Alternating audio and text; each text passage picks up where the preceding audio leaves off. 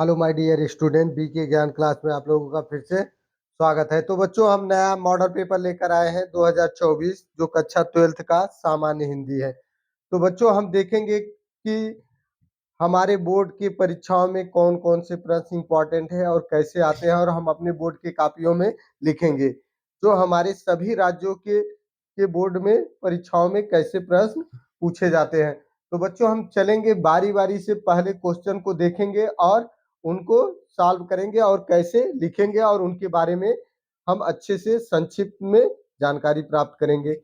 और बच्चों, यह देखेंगे कि हमारे जो पेपर में 2024 में कैसे क्वेश्चन आएगा, और बारी-बारी से उन क्वेश्चन को देखेंगे और उन प्रश्नों को बारी-बारी से हम समझेंगे। तो हम चलते हैं बच्चों, पहला देखिए 100% आपके बोर्ड में आएगा। तो चलते हैं, देखते हैं कि पहले हम सबसे पहले क्या देखेंगे, महत्वपूर्ण वैकल्पिक प्रश्न। महत्वपूर्ण वैकल्पिक प्रश्न देखेंगे। तो बच्चों, हम पहला खंड क देखेंगे। क्या देखेंगे? खंड क। तो चलते हैं खंड क में, देखेंगे क्या है हमारा खंड क में। पहला क्वेश्चन है, देखिए पहला है साहित्य, ठीक है, साहित्यिक लोचन गद्य की विद्या है। गद्य की विद्या है। तो बच्चों, नाटक की, उपन्यास की, ठीक है, आलोचना की, निबंध की। तो कौन सा इसमें ऑप्शन आपका सही होगा, जो हम देखेंगे। ठीक है, साहित्यिक जो होता है, साहित्यिक, ठीक है, साहित्यालोचन गद्य की विद्या देखेंगे। और पहला क्या है? नाटक है। दूसरा उपन्यास है। तीसरा आलोचना है। और चौथा क्या है? निबंध है। तो बच्चों, इसमें कौन सा ऑप्शन सही होगा आपका? आलोचना। तो नेक्स्ट क्या है हमारा, देखिए अगला है भाग्य और पुरुषार्थ के लेखक कौन थे। तो भाग्य और पुरुषार्थ के लेखक कौन थे, यह देखेंगे। जैन जैनेन्द्र कुमार, श्याम सुंदर दास, गुलाब राय, विद्यानिवास मिश्र जी। तो कौन थे बच्चों, जो देखेंगे भाग्य और पुरुषार्थ के लेखक कौन थे? जयंत कुमार थे। अब हम आगे नेक्स्ट क्वेश्चन देखेंगे,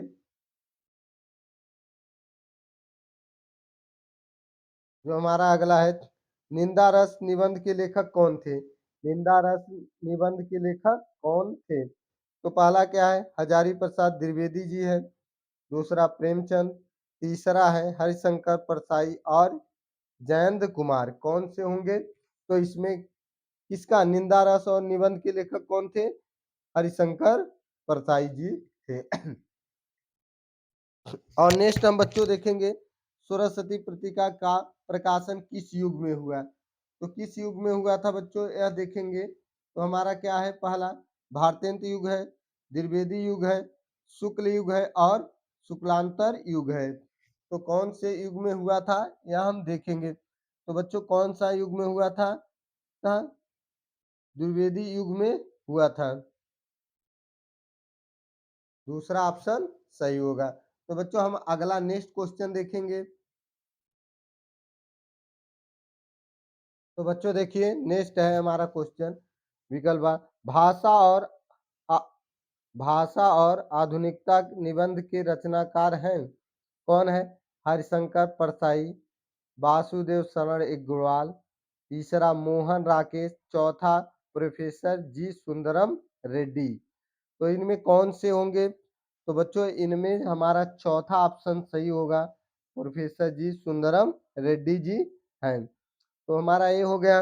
अब हम बच्चों नेक्स्ट क्वेश्चन हमारा क्या है? दूसरा प्रश्न, प्रश्न उत्तर होगा, जो वह भी 1 नंबर का होगा। एक नंबर का, वो भी विकल्प वाला होगा। तो अब हम देखेंगे इसमें क्या है। देखिए, तार सत्तव का प्रकाशन वर्ष है, किस वर्ष में हुआ था? तार सत्तव का प्रकाशन किस वर्ष में हुआ था? पहला है सन 1954 में, सन 1943 में, सन 1938 में, और सन 1966 में। किस सन में हुआ था बच्चों? तो यह किस सन में हुआ था? 1943 में। हमारा दूसरा ऑप्शन सही होगा। अब बच्चों, अगला क्वेश्चन है प्रिय प्रवास महाकाव्य के रचयिता कौन थे? कौन थे? पहला क्या है? रामधारी सिंह दिनकर, दूसरा है जयशंकर प्रसाद, तीसरा है जगन्नाथ दास रत्नाकर जी, अयोध्या सिंह उपाध्याय, हरिओध। तो कौन थे? इन ऑप्शन में देखेंगे जो हमारा, ठीक है, प्रिय प्रवास महाकाव्य के रचयिता कौन थे? तो हमारा कौन सा ऑप्शन सही होगा? चौथा। ठीक है बच्चों, अब हमारा अगला क्या है? अगला क्वेश्चन देखेंगे। अगला है झरना के रचयिता। झरना के रचयिता है जगन्नाथ दास रत्नाकर, दूसरा है मैथिली शरण गुप्त, तीसरा है जयशंकर प्रसाद, चौथा है महादेवी वर्मा। तो इनमें कौन सा ऑप्शन सही होगा जो झरना के रचयिता थे? तीसरा है जयशंकर प्रसाद। अगला क्या है? ज्ञानाश्री भक्ति शाखा के प्रतिनिधि कवि कौन थे? कौन थे भाई? पहला क्या था? पहला है आपका तुलसीदास, दूसरा है सूरदास, तीसरा बिहारी और चौथा है कबीरदास। तो ज्ञानाश्री भक्ति शाखा के प्रतिनिधि कवि कौन थे? तो हमारा कौन सा ऑप्शन सही होगा? चौथा ऑप्शन कौन थे? कबीरदास जी थे। अब हमारा नेक्स्ट क्वेश्चन है, अगला है, बहुत सुंदर क्वेश्चन है जो परीक्षाओं में कई बार पूछा गया है। ठीक है, हिंदी साहित्य के आदिकाल के लिए चारण काल नाम दिया था, कौन दिए थे? पहला है राहुल संस्कृतानंद ने, रामचंद्र शुक्ल ने, राम कुमार वर्मा ने, डॉक्टर नागेंद्र ने।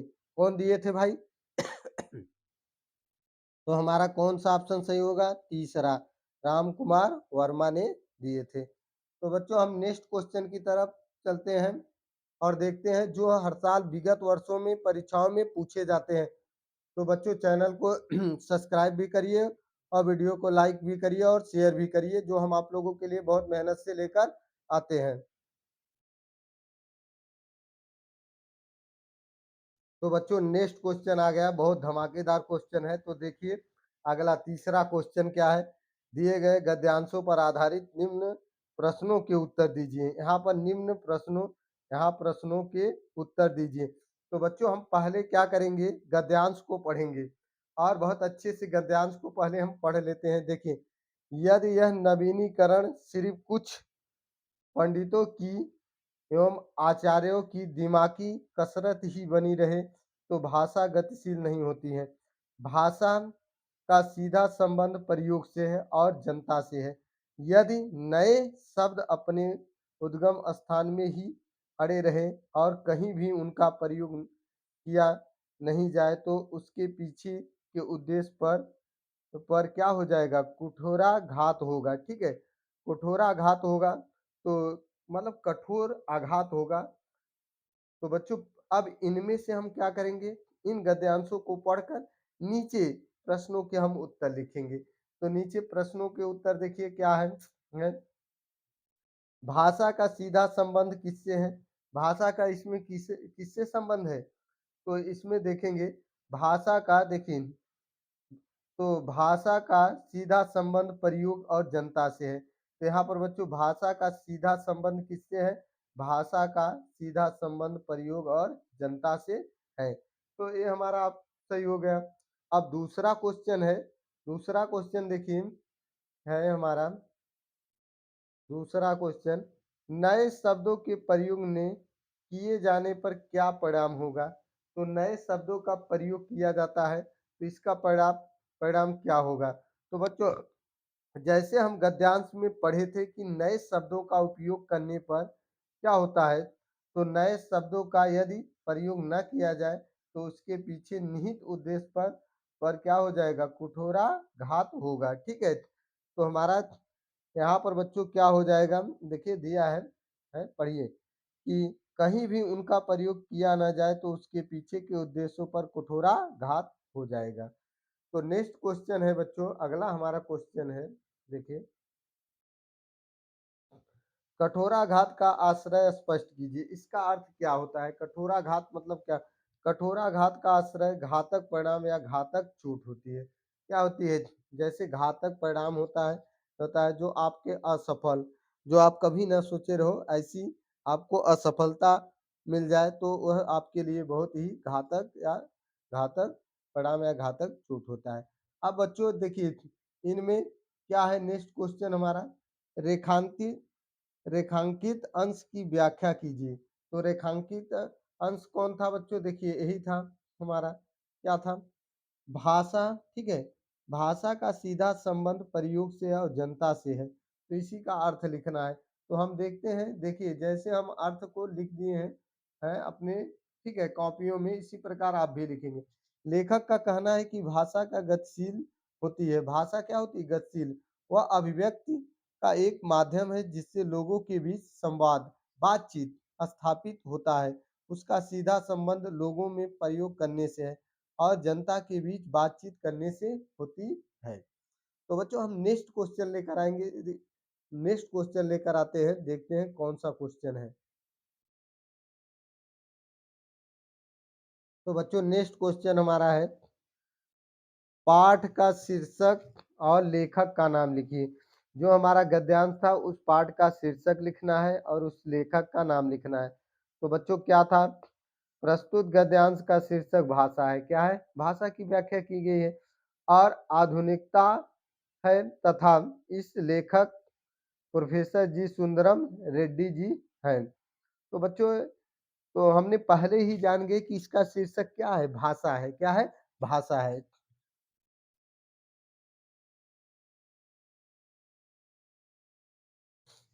नेक्स्ट क्वेश्चन देखेंगे बच्चों। हमारा अगला क्वेश्चन क्या है?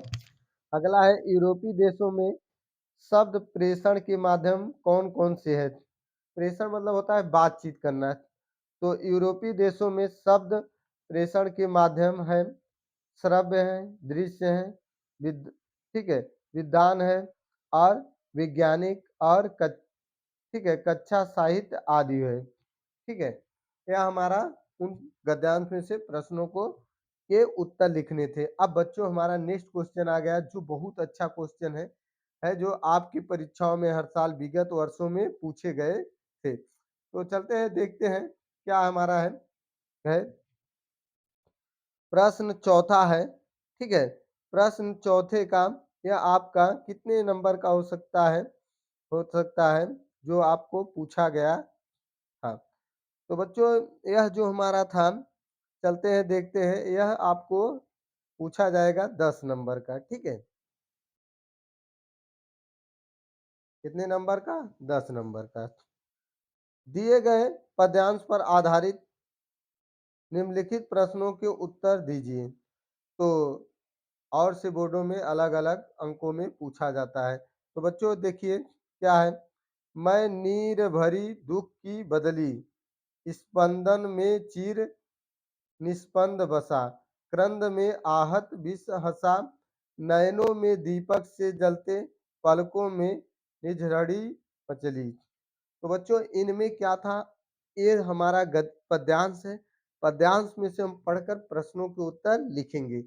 तो प्रश्नों के उत्तर जो है देखिए हमारा पहला प्रश्न है, बहुत अच्छा प्रश्न है देखिए, उपर्युक्त पद्यांश का संदर्भ लिखिए। पहला हम क्या लिखना है? संदर्भ लिखना है। तो पहला देखिए संदर्भ, प्रस्तुत पद्यांश श्री महादेवी वर्मा द्वारा रचित काव्य संग्रह साध्य गीत से साध्य पाठ से हमारी पाठ पुस्तक में संकलित है, गीत 3 शीर्षक से उदित है। ठीक है, लिया गया है। आगे पूछ रहे हैं कवित्री के निरंतर रुदन का क्या कारण है? तो उसका रुदन का क्या कारण है? हाँ, प्रीतम से मिलने की व्याकुलता कवित्री के निरंतर रुदन का कारण है। वह अपने प्रीतम से मिलना चाहते हैं, अपने भगवान से मिलना चाहते हैं, जिसके कारण वह उनमें व्याकुलता उत्पन्न हो रही है। तो बच्चों अगला क्वेश्चन क्या है? उसी में से पद्यांश में से पूछा गया है, प्रस्तुत पंक्तियों में कवित्री ने स्वयं को क्या बताया? तो स्वयं क्या बताया? प्रस्तुत पंक्तियों में कवित्री ने स्वयं को दुख की बदली बताया। क्या बताया? दुख की बदली बताया। ठीक है बच्चों, और इसके बाद नेक्स्ट क्वेश्चन क्या है नयनों में दीपक से जलते, इस पंक्ति में कौन सा अलंकार है? कौन सा अलंकार है बच्चों? तो देखिए, नयन नयनों में दीपक से जलते, तो नयनों में दीपक से जलते इस प्रस्तुत पंक्ति में कौन सा होगा? उपमा अलंकार होगा। कौन सा होगा? उपमा अलंकार। अब बच्चों देखिए, रेखांकित पंक्ति की व्याख्या कीजिए। जो रेखांकित में शुरू स्टार्टिंग में था, जिसे हम क्या अंडरलाइन किए थे, उसी का हमें क्या लिखना है? अर्थ लिखना है। तो अर्थ देखिए बच्चों क्या होगा? महादेवी वर्मा ने अपने जीवन की तुलना बदली से करते हुए कहती हैं, बादल से, ठीक है, जो बदली है उससे करते हुए कहती हैं कि मैं नीर भरी दुख की बदली हूँ, अर्थात मेरा जीवन दुख की बदलियों से भरा है हुआ है। जिस प्रकार बदली पानी से भरी हुई है रहती है, उसी प्रकार अर्थात विरह की वेदना के कारण मेरी आंखों में आंसू भरे हुए रहते हैं। दुख के कारण मेरे आंखों में आंसू भरे रहते हैं। तो अब बच्चों देखिए, अगला क्वेश्चन है, किससे आहत होकर विश्व हंसा? किससे आहत होकर विश्व हंस रहा है? तो किससे आहत है? जिस प्रकार बदली की गर्जना सुनकर ताप से त्रस्त विश्व पसंद होता है, उसी प्रकार मेरे रुद्रंश से भी आलय संसार को प्रशंसा होती है। यह अगला नेक्स्ट क्वेश्चन है देखिए, अगला क्वेश्चन है जो आपका 7वां क्वेश्चन है, पलकों में क्या मछली? तो जो अंतिम लाइन थी पलकों में, महा महादेवी जी कहती हैं कि मेरी पलकों से नदी के जल के समान विरह के अश्रु अश्रु निरंतर बहते रहते हैं। जो आंखों से आंसू गिर रहे हैं वह नियंत्रण क्या होते हैं? बहते रहते हैं। तो बच्चों हम हिंदी के पेपर में एक अच्छा मार्क्स ला सकते हैं, एक अच्छा मार्क्स अगेन कर सकते हैं। तो बच्चों बड़ा ही सिंपल होता है। देखिए नेक्स्ट क्वेश्चन हमारा 5वां है, जो सभी के सभी राज्य के बोर्ड की परीक्षाओं में, ठीक है, लेखक और कवि के जीवन परिचय के बारे में पूछा जाता है, एक गद्य से और एक पद्य से। तो बच्चों इनमें ध्यान देना है कि हम एक ही, ठीक है, एक ही गद्य से ही दोनों जीवन परिचय ना लिख दें। तो इस बात को आप लोग ध्यान देंगे, ठीक है। एक गद्य से लिखना होता है और एक पद्य से। तो बच्चों अब देखिए हमारा क्वेश्चन क्या है, निम्नलिखित में से किसी एक लेखक का साहित्य परिचय देते हुए उनकी प्रमुख रचनाओं का उल्लेख कीजिए। तो लेखक का जीवन परिचय लिखना है।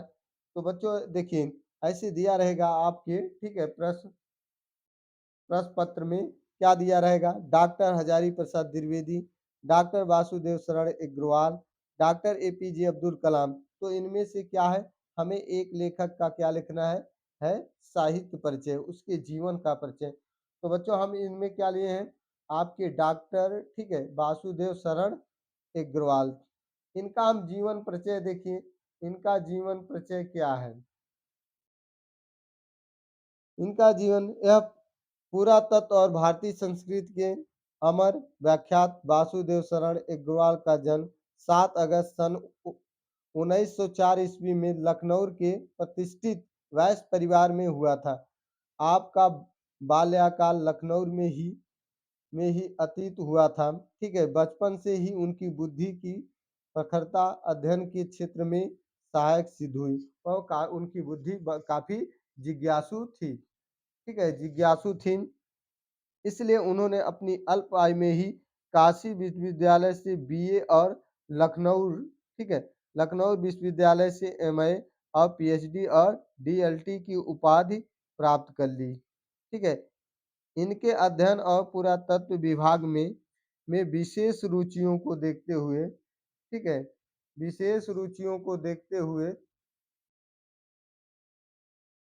विशेष रुचियों के कारण ही इन्हें काशी हिंदू विश्वविद्यालय ने पुरातत्व एवं प्राचीन इतिहास विभाग, ठीक है, विभाग के अध्यक्ष पद पर कार्यभार सौंप दिया। बाद में यह आचार्य पद पर भी आसीन हुए, मतलब शोभित हुए। बहुत समय तक यह मथुरा तथा लखनऊ के संग्रहालयों के क्यूरेटर भी रहे। माँ सरस्वती का यह अमर पुत्र हिंदी साहित्य की सेवा करता हुआ 27, ठीक है, 27 जुलाई सन 1900 ठीक है, 1967 ईस्वी में, ठीक है, भारत माँ के चरणों में हमेशा के लिए क्या हो गया? सो गया। मतलब वो उनका क्या हो गया? मृत्यु हो गई।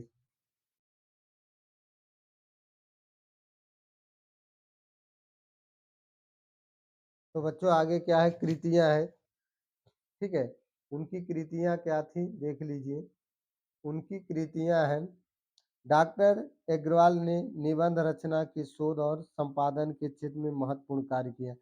उनकी प्रमुख रचनाएं थी उत्तर ज्योत, पृथ्वी पुत्र, कल्पता, कल्पवृक्ष, वेद विद्या, कला और संस्कृति, मातृभूमि, वाग्धरा आदि अनेक निबंध संग्रह हैं। उनका साहित्य योगदान क्या था? उनका साहित्य योगदान देख लीजिए।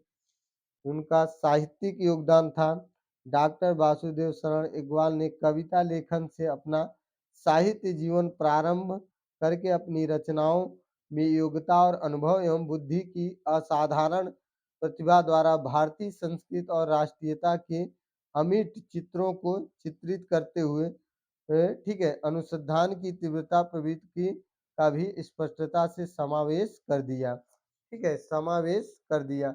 और आगे क्या है? यह भाषा और साहित्य के प्रकांड पंडित थे। इन्होंने अनेक पत्रिकाओं में अपने निबंध लिखकर गौरवपूर्ण स्थान प्राप्त किया। इनके लेख अनुसंधान पूर्ण है, अनुसंधान पूर्ण है। तो बच्चों अब हम नेक्स्ट क्वेश्चन देखेंगे। तो बच्चों हमारा नेक्स्ट क्वेश्चन क्या है? देखिए, अगला जो भी 5 नंबर का ये भी पूछा जाता है, ठीक है। तो इनका 3 नंबर जीवन परिचय, 2 नंबर का इनकी रचनाएं। तो बच्चों देखिए इनकी रचनाएं जो थी, ठीक है, इनकी रचनाएं। तो हमारा नेक्स्ट क्वेश्चन क्या है? निम्नलिखित में से किसी एक कवि का साहित्य परिचय देते हुए उनकी प्रमुख रचनाओं का उल्लेख कीजिए। तो यहाँ कवि का लिखेंगे, वहाँ लेखक का, ठीक है। तो बच्चों इसमें क्या है? जयशंकर प्रसाद, रामधारी सिंह दिनकर, अयोध्या सिंह उपाध्याय, हरिओद। तो बच्चों इसमें हम किसका लिखेंगे? तो तीसरा में जो है अयोध्या सिंह उपाध्याय, ठीक है, उनका हम लिखते हैं और उनका जीवन परिचय देखेंगे। तो देखिए उनका जीवन परिचय देखते हैं और उनका जीवन परिचय। पंडित अयोध्या सिंह उपाध्याय, ठीक है, हरिओध का जन्म 15 अप्रैल सन 1865 ईस्वी को, ठीक है, निजामाबाद जिला आजमगढ़ उत्तर प्रदेश में हुआ था। यह मिडिल परीक्षा उत्तीर्ण करने के उपरांत आपको बनारस के क्वींस कॉलेज में अंग्रेजी पढ़ने हेतु भेजा गया, परंतु अस्वस्थ हो जाने के कारण आपको अध्ययन छोड़ना पड़ा, ठीक है। और घर पर ही अपने ठीक है स्वास्थ्य से भी, ठीक है, से विभिन्न भाषाओं का अच्छा ज्ञान प्राप्त कर लिया। हरिओध जी निजामाबाद में मिडिल स्कूल में क्या थे? अध्यापक।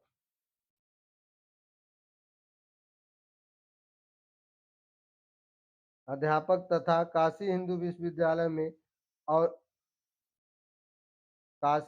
हिंदू विश्वविद्यालय में औतनिक शिक्षक रहे, ठीक है। 6 मार्च 1947 में आपका उनका क्या हो गया? देवासन हो गया, मतलब मृत्यु हो गई।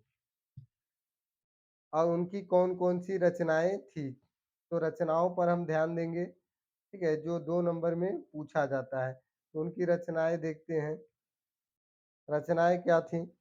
हरिओध जी ने अपने पद और गद्य दोनों प्रकार की रचनाएं की। उनकी प्रमुख रचनाएं निम्न थी, जैसे महाकाव्य, प्री प्रवास, वैदिक वनवास और मुक्त काव्य, चौक चौपदे, चुपदे चौपदे, रस कलेश और बोलचाल, पद्म पशुअन, कल्पलता, ठीक है, प्रेमाभु प्रवाह, प्रेम कुसहार, ये उनकी क्या थी? रचनाएं हैं। तो बच्चों उनकी देखिए आलोचनात्मक ग्रंथ क्या क्या थे जिनमें उनकी आलोचना? हिंदी भाषा और साहित्य का विकास, कबीर वचनावली की आलोचना, रस कलेश आदि की भूमिकाएं। उनके उपन्यास क्या थे? ठेठ हिंदी का ठाठ, ठीक है, अध, खिला, फूल और प्रेम कांता उनकी थी। नाटक क्या थे पर प्रद्युमन, विजय, रुक्मणी, प्रणय उनकी क्या थी, नाटक थे। तो नेक्स्ट क्वेश्चन हमारा है अगला क्वेश्चन जो बहुत अच्छा क्वेश्चन है। अगला क्वेश्चन है जो छठवां, दिए गए संस्कृत गद्यांशों में से किसी एक का संदर्भ सहित, ठीक है, हिंदी में अनुवाद कीजिए।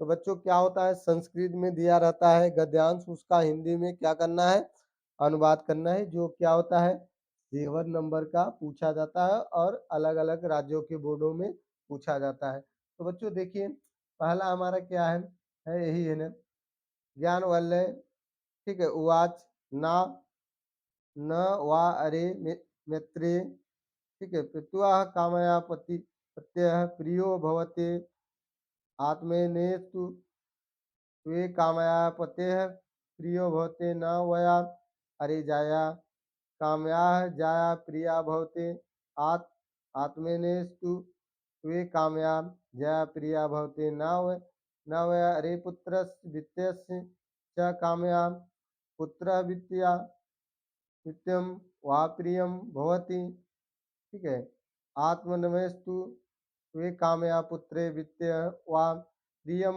भवते न वा अरे सर्वेषां कामया सर्वे प्रियं भवते आत्मनेस्तु वे कामया सर्वे प्रिय भवते।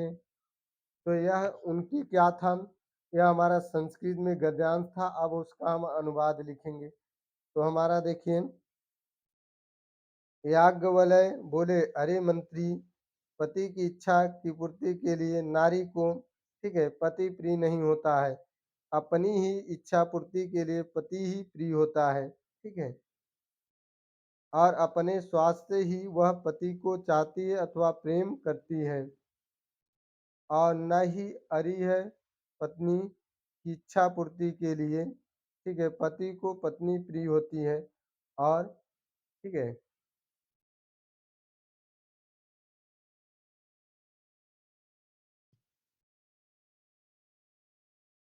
पत्नी प्रिय होती है, अपनी इच्छा पूर्ति के लिए पत्नी प्रिय होती है, न ही अरे पुत्र या धन की कामना से पुत्र या धन प्रिय होता है, अपनी ही कामना के लिए सब प्रिय होते हैं। आश्रय है कि मनुष्य जो भी कामना इस संसार में करता है वह दूसरों के सुख के लिए नहीं, अपितु, ठीक है, अपितु अपने सुख के लिए ही, अपनी ही, ठीक है, अपनी ही, आगे देखेंगे। तो बच्चों आगे क्या है, देखिए हमारा, कि आत्मा की तृप्ति के लिए करता हूँ, मनुष्य का एकमात्र लक्ष्य दूसरे किसी को सुख देना नहीं, केवल अपने को ही सुख देना है। इस प्रकार आत्म तृप्ति के लिए ही पति पत्नी पुत्र संबंधी आदि प्रिय होते हैं। इसीलिए हे मंत्री, आत्मा ही देखने योग्य है, देखने के लिए सुनने योग्य है और ध्यान करने योग्य है। निश्चय ही आत्मदर्शन से इस सब का ज्ञान हो जाता है। तो ये बच्चों क्या था, अनुवाद था। अगला हमारा नेक्स्ट क्वेश्चन है, ठीक है, ख है। तो ख हम देखेंगे क्या है, दिए गए पद्यांशों में से किसी एक का संदर्भ सही हिंदी में अनुवाद कीजिए। तो इसमें क्या है, जो पद्यांश दिए हैं वह गद्यांश था या पद्यांश है। तो पद्यांश में सहसा सहसा विद्यते न क्रिया क्रियामः विवेके विवेकः परमदा परमदाह पदम, ठीक है, पीड़ुते ही विस्मयकारिणम गुणलुबुद्धायम स्वयमेव। और दूसरा क्या अथवा है, जयंति ते महाभाग्या जना सेवा प्राणायाम जरा मृत्युवयम नासितम, ऐसा कृत्य कृतुम क्वचित। तो हम बच्चों इनमें से एक का लिखेंगे, एक का पहले हम क्या लिखेंगे, संदर्भ लिखेंगे। तो प्रस्तुत श्लोक संस्कृत के दृगंशिका, ठीक है, दृगंशिका के महामना मालवी नामक पाठ से अवतरित है। प्रस्तुत इस श्लोक में मौलवी जी के द्वारा अंधकार में डूबे हुए मनुष्यों को सन्मार्ग दिखाने का वर्णन किया गया है। तो बच्चों देखिए हम लिखेंगे, ठीक है, इसका अनुवाद लिखेंगे पहले, तो दूसरे का जन सेवा में लगे महापुरुष की जय हो। ठीक है, जिनके यश रूपी शरीर को कहीं भी बुढ़ापे और मृत्यु का भय नहीं है। ठीक है, उपदेश देते थे। अतः अतः यह शब्द आज भी वैसे ही स्वीकार किया गया है। यह सिद्धांत क्रमशः इस प्रकार है: अहिंसा, सत्य, चोरी न करना, प्रसाद न करना और ब्रह्मचर्य। यह था। तो यह हमारा, ठीक है, इस पद्यांश में श्लोक का अनुवाद था और संदर्भ था। हम आगे देखेंगे। तो बच्चों हमारा 7वां क्वेश्चन है, जो बहुत अच्छा क्वेश्चन है, जिनमें हम पूछेंगे अब हमारा क्या है व्याकरण से।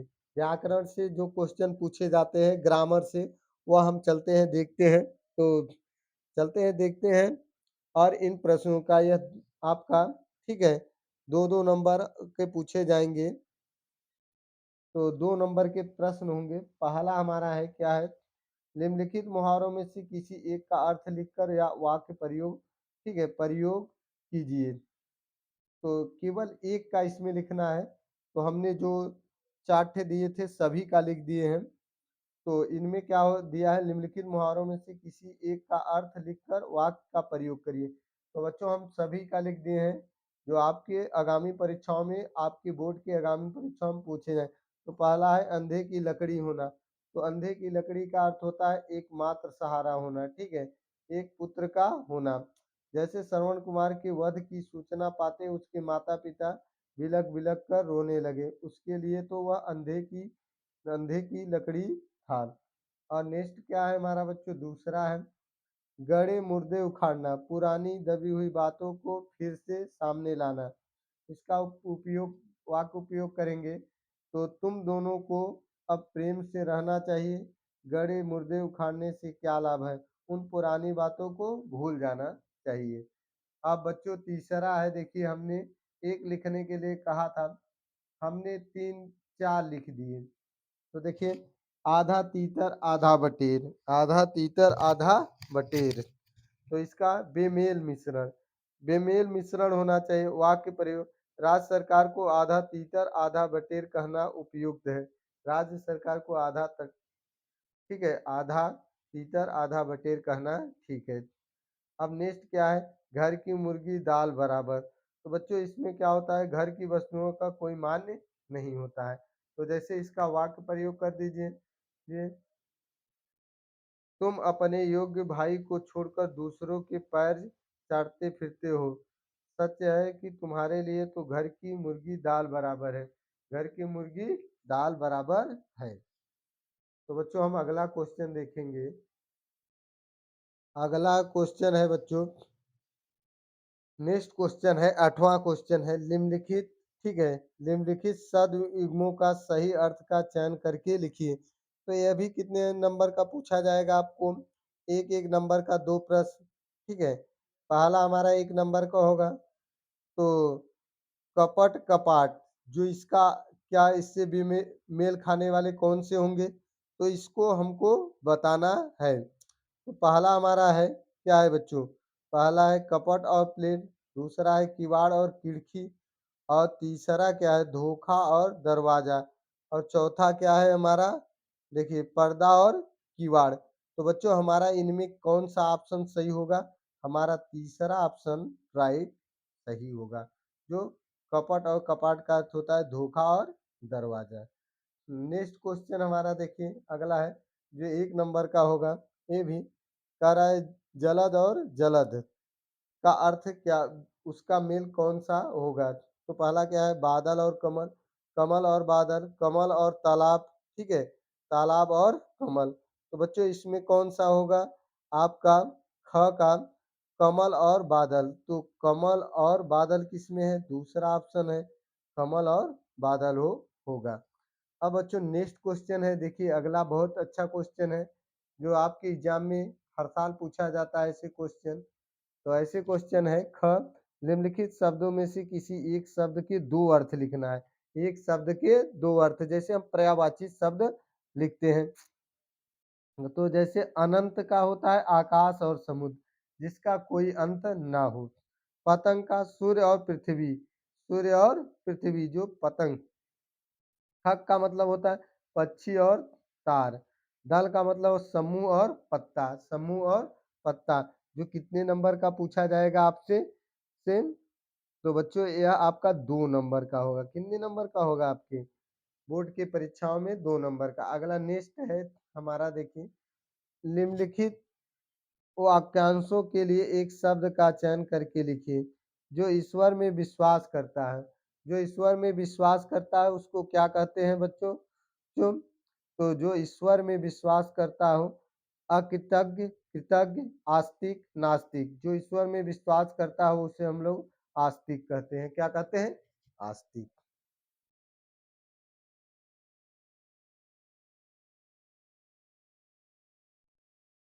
तो बच्चों हमारा अगला क्वेश्चन है इसमें दूसरा, जल में लगने वाली आग। तो जल में लगने वाली आग के लिए एक शब्द क्या होगा? होगा पहला है दावाग्नि, बड़वाग्नि, जठराग्नि, इनमें से कोई नहीं। तो कौन सा होगा बच्चों? बी वाला सही है जो राइट होगा आपका बी वाला सही हो जाएगा। फिर अब हमारा अगला क्वेश्चन क्या है देखिए, 9वां क्वेश्चन। ये भी आपकी परीक्षाओं में 2 नंबर में पूछा जाता है। तो बच्चों इसमें देखिए दिया है, हास रस अथवा वीर रस का अस्थाई भाव के साथ परिभाषा अथवा उदाहरण लिखिए। तो पहला हम क्या लिख रहे हैं? हास रस लिख रहे हैं। तो हास रस क्या होता है इसकी हास रस देखिए, हास रस का अस्थाई भाव हास है। किसी व्यक्ति के विकृत रूप, आकार, वेशभूषा आदि को देखकर हृदय में जो विनोद, जो भाव उत्पन्न होता है वह हास रस होता है। क्या होता है? हास रस होता है। जैसे उदाहरण देखिए, हाथी जैसी देह, गैड़े जैसी चाल, तरबूजे जैसी खोपड़ी, खरबूजे से गाल, खरबूजे जैसे गाल। तो बच्चों हमने एग्जाम्पल क्या लिखे? हाथी जैसी देह, गैड़े जैसी चाल, तरबूजे सी खोपड़ी, खरबूजे से गाल, खरबूजे जैसे गाल। तो इसका स्पष्टीकरण देखेंगे। तो स्पष्टीकरण स्थायी भाव क्या होगा? विभव, आलंबन, विकृत व्यक्ति, उद्दीपन, विचित्र वेशभूषा, चेष्टाएं आदि। ठीक है, विचित्र वेशभूषा और चेष्टाएं आदि। अनुभव क्या होगा? हासना। ठीक है, हासना। संचारी भाव क्या हो? हर्ष, हर्ष और चपलता आदि होगा। तो हम अगला देखेंगे, क्या देखेंगे? आपका वीर रस देखेंगे। तो बच्चों देखिए वीर रस, अब वीर रस हम देखेंगे।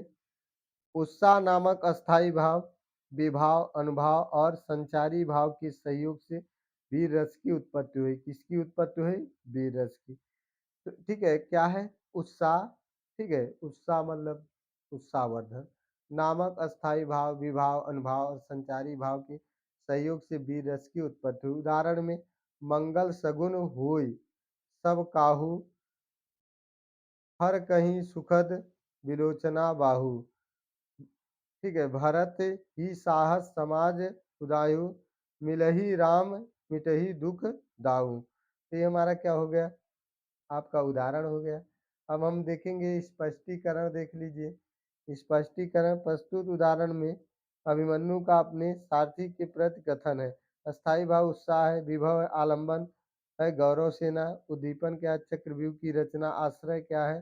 ठीक है, आश्रय आपका अभिमन्यु है। क्या है? अभिमन्यु है। ठीक है, अब देखिए अनुभाव क्या है? मनु के कथन है। संचारी भाव के गर्व, हर्ष, उत्सुकता आदि। ठीक है, अगला हमारा क्वेश्चन क्या है जो ये भी 2 नंबर में पूछा जाएगा। 2 नंबर में पूछा जाता है तो चलते हैं देखते हैं। है देखिए अगला है अनुप्रास अथवा रूपक अलंकार का लक्षण अथवा उदाहरण सहित लिखिए। तो हम पहले क्या रूपक अलंकार लिख लेते हैं। रूपक अलंकार की परिभाषा, जब किसी काव्य में उपमेय और उपमान में पूर्णतः समानता, ठीक है, समानता समानता दिखाई जाए, अर्थात जब उपमेय और उपमान दोनों में कोई अंतर न दिखाई दे और वे दोनों एक ही प्रतीत हो तो वहाँ रूपक अलंकार होता है। रूपक अलंकार, चरण कमल बंदो हरिराई, मैया मैं तो चंद खिलौना लेओ। तो यह क्या है? रूपक अलंकार का उदाहरण है। इसमें क्या किया जा रहा है? उपमान में पूर्णतः समानता दिखाई दे रहा है। ठीक है, उपमेय और उपमान दोनों में कोई अंतर नहीं दिखाई दे रहा, दोनों एक ही प्रतीत हो रहे हैं। जैसे चरण कमल बंदो हरिराई, मैं तो चंद खिलौने ले। तो यह हमारा एग्जाम्पल हुआ। तो बच्चों देखिए अगला हमारा क्या है? अनुप्रास अलंकार। अनुप्रास अलंकार क्या है काव्य में जहाँ एक ही व्यंजन की आवृत्ति बार बार होती है। व्यंजन मतलब एक ही शब्द की आवृत्ति या पुनरावृत्ति बार बार हो, स्वर में भले ही विभिन्नता हो, वहाँ पर अनुप्रास अलंकार होता है। क्या होता है? अनुप्रास अलंकार होता है। तो बच्चों हम इसका एग्जाम्पल लिखे हैं, देखिए उदाहरण हमारा क्या है? उदाहरण है, ठीक है, यहाँ पर उदाहरण हम इस प्रकार से लिखकर दिखा देंगे।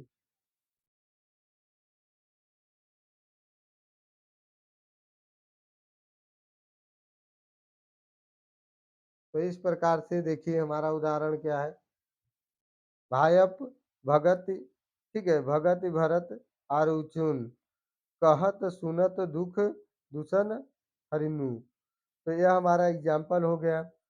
अब हमारा अगला क्या है? देखिए अगला क्वेश्चन है जो ये भी आपका कितने नंबर का होगा? 2 नंबर का होगा। तो चौपाई अथवा सरोटा छंद का मात्रा सहित लक्षण तथा उदाहरण लिखिए। तो लक्षण सहित उदाहरण लिखना है। तो बच्चों हम पहला क्या देखेंगे? चौपाई, ठीक है। चौपाई क्या है? एक सममात्रिक छंद है, इसमें 4 चरण होते हैं और पहले चरण में 16-16 मात्राएं होती हैं। 2 चरणों को अच्छादली कहते हैं। चरणांत में, ठीक है, जगड़ इस प्रकार से, जगड़ अथवा तगड़ इस प्रकार से आप होने से इसका सौंदर्य नष्ट हो जाता है। तो बच्चों अब हम एग्जाम्पल देख लेते हैं। देखिए एग्जाम्पल हमारा है सकल स्नेह शीतल रघुवर की, ठीक है। देखिए इनमें 2 3 4 5 6 7 8 9 10 11 12 13 और एक 14, और जिसमें इसमें 2 2 लिए जाएंगे तो 14 और 2 16 हो जाएंगे। ठीक है बच्चों, गए कोस दो ही दिनकर ढर के, 16 मात्राएं इसमें भी हो गई। अब देखिए जलहू थलहू देख बस निश बितेन कि नहीं गमन रघुनाथा पिरोवत, इसमें भी 16 मात्राएं होती हैं। तो हमारा एक क्या हो गया? चौपाई हो गया।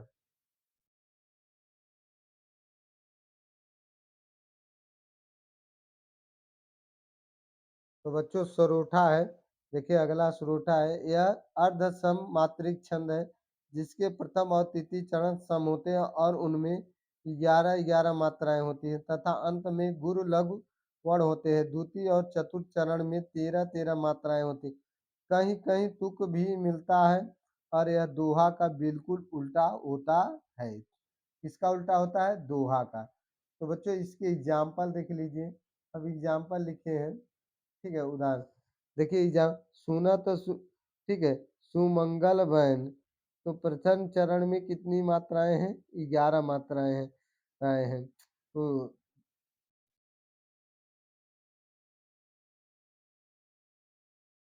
देखिए बच्चों 1 2 3 4, 4 और 2 6, 1 7 1 8, 8 2 10 और एक 11। मन प्रमोद तन पुल के भरे, तो द्वितीय चरण में कितनी मात्राएं हैं? 13 मात्राएं हैं। शरद सरोहि नयनम, तृतीय चरण में 11 मात्राएं हैं। और देखिए और चतुर्थ चरण में 13 मात्राएं होती हैं। तो बच्चों उपयुक्त उपयुक्त पद के प्रथम और तृतीय चरण में 11-11 मात्राएं तथा द्वितीय और चतुर्थ चरण में 13-13 मात्राएं हैं। प्रथम और तृतीय चरण के चरण सम है जिनके अंत में गुरु लघु, क्या है? गुरु और लघु है। यह श्रोटा छंद है। क्या है? श्रोटा छंद है।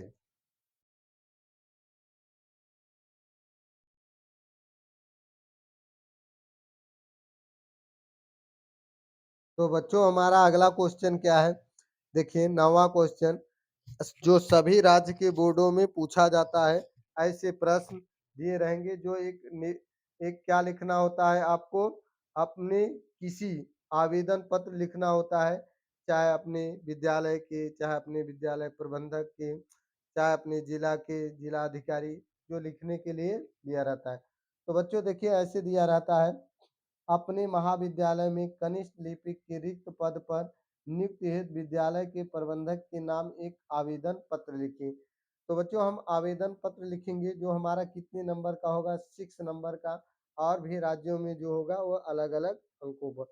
तो बच्चों पहला हम क्या करेंगे, सेवा में मुख्य विकास अधिकारी, ठीक है, जिस आप जिला और जिस प्रदेश के हो अपना जिला और प्रदेश का नाम लिखेंगे, वहां पर आगे लिखेंगे, ठीक है, महोदय दैनिक जागरण के रविवार 10 मई, ठीक है, 2024, ठीक है, 2024 के अंक में प्रकाशित आपके विज्ञापन के संदर्भ में हिंदी के टंकणकर्ता के रिक्त स्थान हेतु अपना आवेदन आपके, टंकणकर्ता मतलब होता है कनिष्ठ लिपिक, अपना आवेदन आपके, ठीक है, आपके सेवा में प्रस्तुत कर रहा हूँ। मेरी शैक्षिक योग्यता, ठीक है, एवं अनुभव आदि का विवरण इस प्रकार से है। तो अपनी शैक्षिक योग्यता जैसे आपने 10 पास किया हो या, ठीक है, वो लिखेंगे। तो बच्चों क्रमशः परीक्षा और वर्ष और संस्था का नाम इस प्रकार से लिख देंगे। अगर नहीं है तो ऐसे ऐसे डैश करके छोड़ देंगे, ठीक है, और इसके बाद उसका अनुभव लिख देंगे। अनुभव कैसे लिखेंगे, अनुभव विगत 2 वर्षों में मैं स्थानीय शुगर मिल में अस्थायी रूप से, ठीक है, कनिष्ठ लिपिक का कार्य कर रहा हूँ। हिंदी में मेरी, ठीक है, टाइपिंग गति 25 शब्द प्रति मिनट है, जो अपना अनुभव दिखाएंगे। और इसके बाद फिर अपना स्वास्थ्य और आयु के बारे में बताएंगे। तो बच्चों देखिए जैसे अपना आय और स्वास्थ्य के बारे में कि मैं जो भी 25, 24 या 16 वर्ष की स्वस्थ, ठीक है, युवक और युवक हूँ, और ठीक है, जो आप कक्षाएं की राज्य स्तर के प्रशिक्षुक हूँ। निवेदन है कि आप मुझे सेवा का अवसर प्रदान करेंगे, तो मैं अपने सभी वरिष्ठ अधिकारियों को संतुष्ट रखूंगा और कभी भी किसी शिकायत का अवसर नहीं दूंगा। ठीक है, अपने प्रमाण पत्रों की सत्यापित प्रतिलिपियां संलग्न करेंगे और इसके बाद दिनांक डालेंगे, और ठीक है, जो लिखेंगे वो अपना नाम, अपना जिला इस प्रकार से लिख देंगे। ठीक है,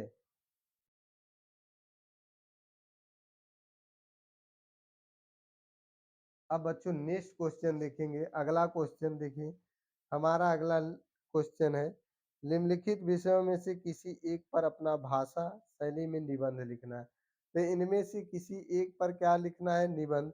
तो पहला क्या है, बने रहेंगे हम रहेंगे, स्वास्थ्य ही सारे सुखों का मूल है, राष्ट्रीय एकता, आतंकवाद और विज्ञान और समाज। तो हम बच्चों इनमें जो हम लिख रहे हैं आतंकवाद, क्या लिखेंगे, आतंकवाद। तो आतंकवाद के में लिखेंगे, ठीक है, पहला हेडिंग डालेंगे आतंकवाद का अर्थ। तो आतंकवाद का अर्थ क्या होता है, आतंकवाद पूर्णतया अर्थकारी होते हुए भी, अर्थकारी होते हुए भी अर्थ से भारी का है, जिससे क्षेत्रवाद, जातिवाद, मजहबवाद और संप्रदायवाद का बड़ा ही भाई कहा जा सकता है। तात्पर्य यह है कि इन सभी वादों को विशक रूप से आतंकवाद है। वस्तुतः आतंकवाद एक ऐसी पशु प्रवृत्ति है जिसकी न कोई जात, न धर्म, न कोई समाज होता है। तो हम आगे देखते हैं।